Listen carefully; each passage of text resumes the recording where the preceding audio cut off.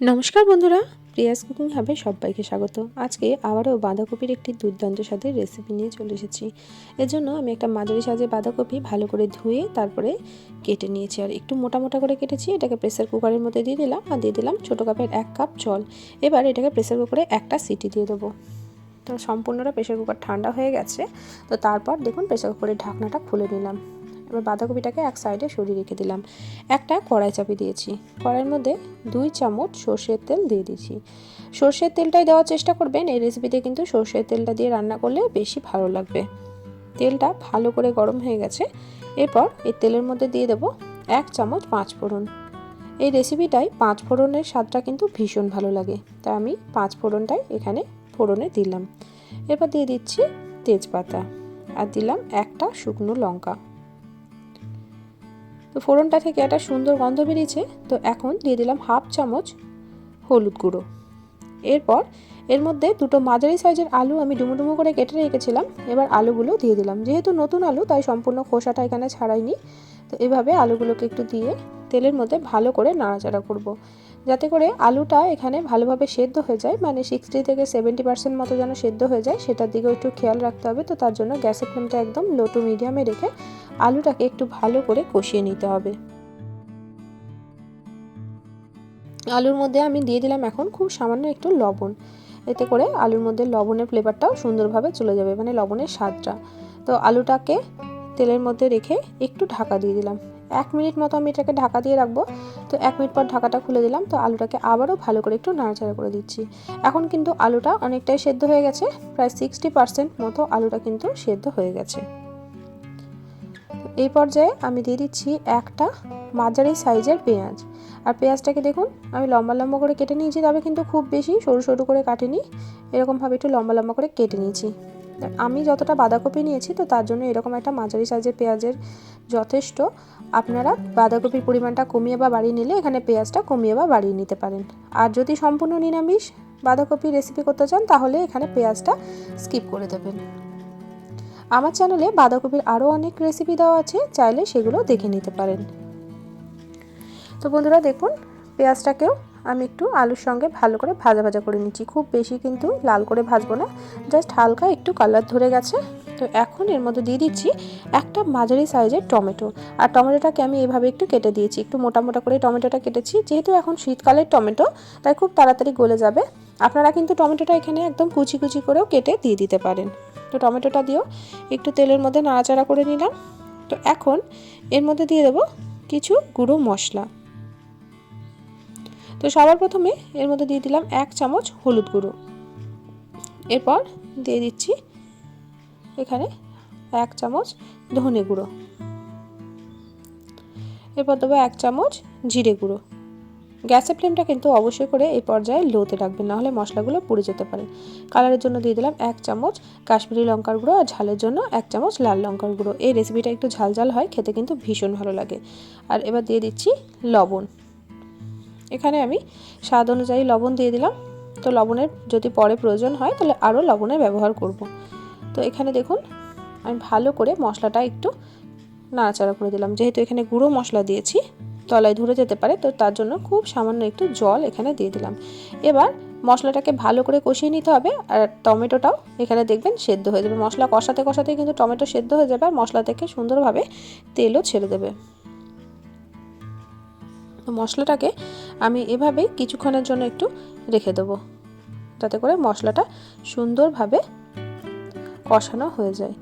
আর এখানে একটা মশলা বানিয়ে নেবো। তো তার জন্য আমি এখানে ছোটো চামচের 1.5 চামচ পোস্ত নিলাম। তার মধ্যে দিচ্ছি 1/2 চামচ কালো সর্ষে, 1 চামচ সাদা সর্ষে বা হলুদ সর্ষে, আর দেব 1 চামচ সাদা তিল। এর মধ্যে কয়েকটা কাঁচা লঙ্কা দিয়ে এটাকে একদম মসৃণ করে বেটে নিতে হবে।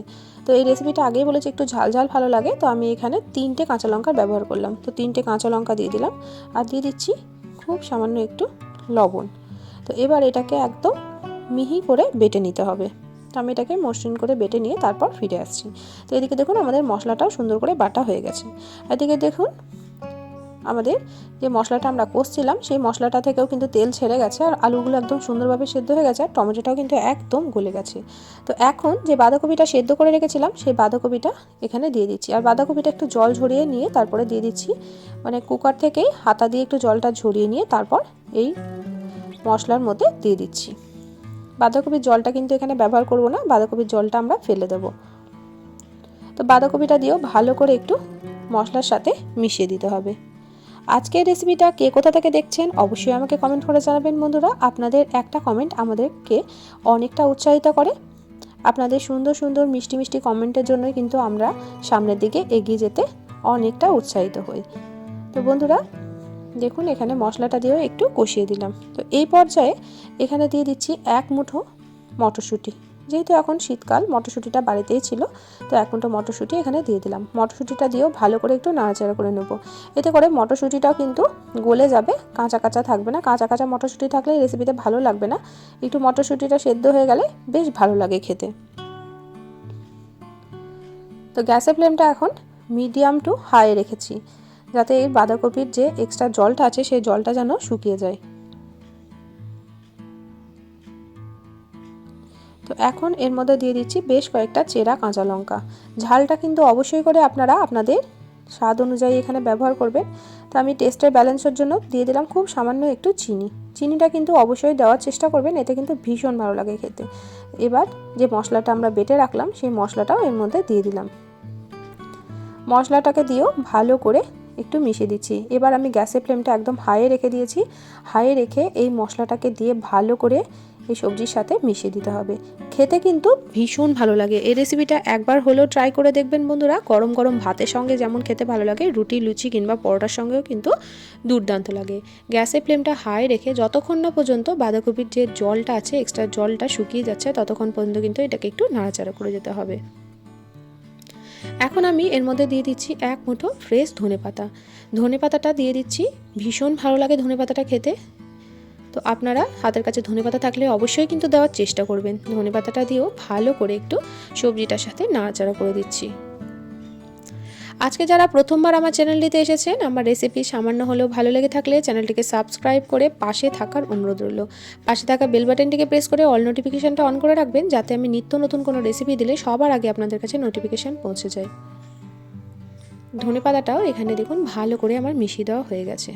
আর কিছুক্ষণ ভালো করে একটু ফুটিয়ে নেব। এবার ওপর থেকে 1 চামচ সর্ষের তেল দিয়ে দিলাম। এই সর্ষের তেলটা কিন্তু দেওয়ার চেষ্টা করবেন, আর সর্ষের তেলটা দিয়ে ভালো করে একটু মিশিয়ে দিলাম। এই সর্ষের তেলটা দেওয়ার জন্য কিন্তু একটা সুন্দর ঝাঁঝালো ফ্লেভার আসবে। তো দেখুন এখানে আমাদের রান্নাটা একদম কমপ্লিট হয়ে গেছে। গ্যাসের ফ্লেমটা বন্ধ করে কিছুক্ষণ স্ট্যান্ডিং টাইমে আমি রেখে দেবো। 5-7 মিনিট মতো স্ট্যান্ডিং টাইমে রাখার পর এটাকে গরম গরম পরিবেশন করব। তো দেখুন বন্ধুরা কতটা সুন্দর হয়েছে দেখতে। দেখতে যতটা সুন্দর হয়েছিল খেতেও কিন্তু হয়েছিল দুর্দান্ত। আজকের রেসিপি কেমন লাগলো অবশ্যই আমাকে কমেন্ট করে জানাবেন। রেসিপি ভালো লাগলে প্রিয়জনদের সঙ্গে শেয়ার করতে কিন্তু ভুলবেন না বন্ধুরা। আজকের মতো আসি, দেখা হবে অন্যদিন অন্য একটা রেসিপির সাথে। সবাই ভালো থাকবেন, সুস্থ থাকবেন, সাবধানে থাকবেন। ভিডিওটি দেখার জন্য সকলকে অসংখ্য ধন্যবাদ।